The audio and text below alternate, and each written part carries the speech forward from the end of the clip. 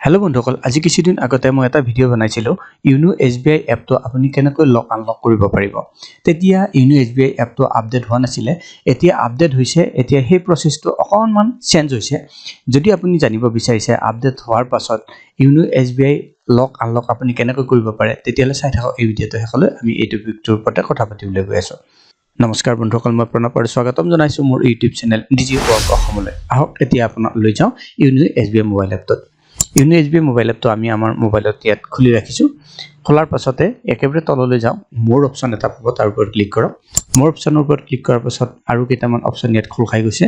ইয়াত লক unlock axis, সেইটোৰ ওপৰত আপুনি ক্লিক কৰক। লক আনলক এক্সিছৰ ওপৰত ক্লিক কৰাৰ পাছত আপোনাৰ ইয়াত সোধা হৈছে আপুনি টেম্পৰাৰী লক কৰিব বিচাৰে নে ডিজিটেল চেনেল এক্সিছখিনি।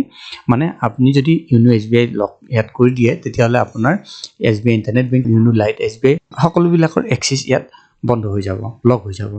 আৰু তেতিয়াও আপোনাৰ সেইবিলাক ষ্টেণ্ডিং ইনষ্ট্ৰাকশ্যন যদি আপোনাৰ দিয়া আছে, যিবিলাক মানে ধৰি লোৱা হওক আপুনি PPF একাউণ্টত পইচা ট্ৰান্সফাৰ কৰিবৰ কাৰণে ষ্টেণ্ডিং ইনষ্ট্ৰাকশ্যন দি থৈছে, সুকন্যা সমৃদ্ধিৰ কাৰণে ষ্টেণ্ডিং ইনষ্ট্ৰাকশ্যন দি থৈছে, কোনোবাই লোনৰ EMI বা কাৰোবাক দৰমহা দিবৰ কাৰণে আপুনি ষ্টেণ্ডিং ইনষ্ট্ৰাকশ্যন দি থৈছে, যিকোনো হ'ব পাৰে, SIPৰ কাৰণে দি থ'ব পাৰে, সেইবিলাক কিন্তু চলিয়ে থাকিব। যদি আপুনি এতিয়াৰ কাৰণে মানে আপোনাৰ এক্সিছটো বন্ধ কৰিব বিচাৰিছে, তেতিয়া লক এক্সিছৰ ওপৰত ক্লিক কৰক। লক এক্সিছৰ ওপৰত ক্লিক কৰাৰ পাছত success digital channel access successfully lock. আপোনাৰ SBI digital channel lock successfully হৈ গৈছে। ইয়াত একো OTP নালাগে, একো নালাগে। যেতিয়াই আপুনি ফ্ৰড হৈছে বুলি আপোনাৰ একাউণ্টত জানিব পাৰিব বা আপুনি বিচাৰে ছিকিউৰিটিৰ কাৰণে বন্ধ কৰি ৰাখিবৰ কাৰণে, সেইটো এনেকৈ কৰিব পাৰে। এতিয়া আকৌ আনলক কৰিব লাগিব। তাৰ আগতে আমি এবাৰ এইটো লক হৈছে নে নাই চেক কৰিবৰ কাৰণে লগইন হৈ চাওঁ আকৌ ইউনো SBI আৰু ইয়াত আমাৰ এমপিনটো লগইন এমপিনটো ভৰাই দিওঁ। চাওক, এক্সিছ লক মানে আপোনাৰ এপটো লক কৰি থৈ দিয়া আছে। You have lock your access to digital channel, kindly unlock access and try retake. ইয়াত কোৱা হৈছে আপুনি নিজেই আপোনাৰ মানে এপটো বন্ধ কৰি ৰাখিছে, মানে যিমানখিনি ডিজিটেল চেনেল আছে SBI ইণ্টাৰনেট বেংকিঙৰ সকলোবিলাক আপুনি বন্ধ কৰি ৰাখিছে। এতিয়া যদি আপুনি এইটো ব্যৱহাৰ কৰিব বিচাৰিছে, তেতিয়াহ'লে আকৌ আনলক কৰিব লাগিব।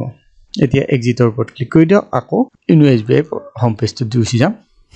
এতিয়া আকৌ মোৰৰ ওপৰত ক্লিক কৰিম, আকৌ লক আনলক এক্সিছৰ ওপৰত ক্লিক কৰিম, আকৌ ইয়াত আনলক এক্সিছৰ ওপৰত ক্লিক কৰিম। তাৰপিছত ইয়াত অপশ্যন দেখুওৱা হৈছে ডেবিট কাৰ্ড। আগতে কি আছিলে, ইয়াত প্ৰফাইল পাছৱৰ্ড আপুনি ভৰাব লাগিছিলে, কিন্তু ইয়াত ডেবিট কাৰ্ড দেখুওৱা হৈছে। এতিয়া ডেবিট কাৰ্ডৰ ওপৰত ক্লিক কৰক।